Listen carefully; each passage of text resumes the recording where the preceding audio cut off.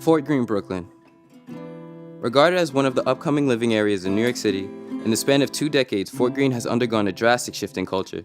Spanning from when I was born in 1993 to the present, I personally have seen all the social changes as I've grown. Attracting persons from a variety of backgrounds, the neighborhood has become one for the eclectic individual to enjoy. A historic park which now fosters the ideal communion, with a now flustering dog community, a safe park for children to explore, and even good for your occasional stroll.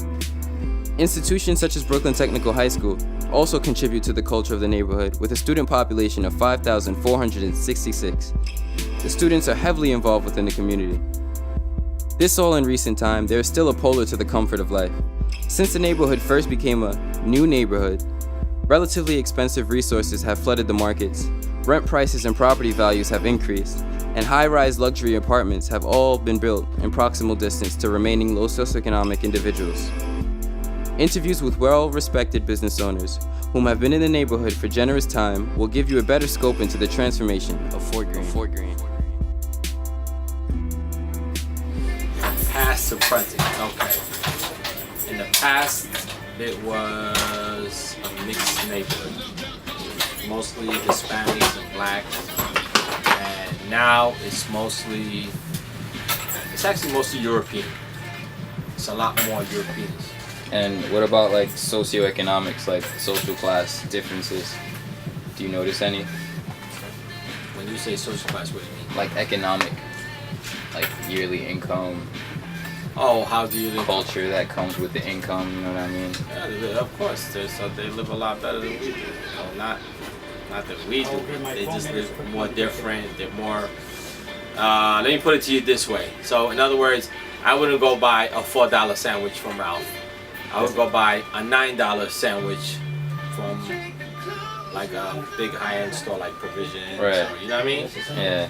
And you might be getting the same quality, Same but quality. yeah. What are they like? Yeah.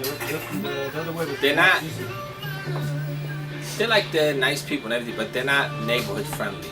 You know what I mean? Everybody keeps themselves. They don't get involved with nobody. They just keep to themselves mostly. You're right. They just never. Oh, we've been here since 1970. My father had the store. Yeah. You know, I got here. I mean, I never finished school, so I ended up, working. Taking over the business, yeah. This since I was like 15 years old, 14. Right. And I'm 77. I just started working there. What would I advise them? Yeah. I would tell them, walk on by. Because the neighborhood is very high right now. Like if somebody's gonna move in this neighborhood, it's just like, I mean, like rent prices change? Rent price is ridiculous, number one. What was it, let's say in like 90s versus now?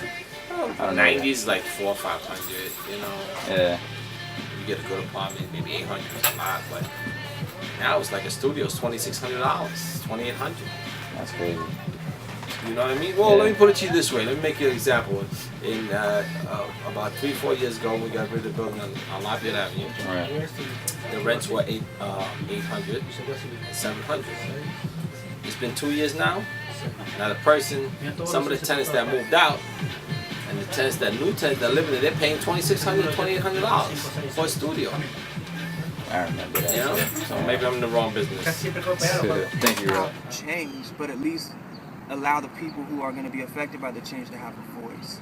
People like from the older generation have like either moved out or passed away, and so like it kind of leaves no room for like that old nostalgic feeling. But I'm glad I'm still here. I still love the neighborhood.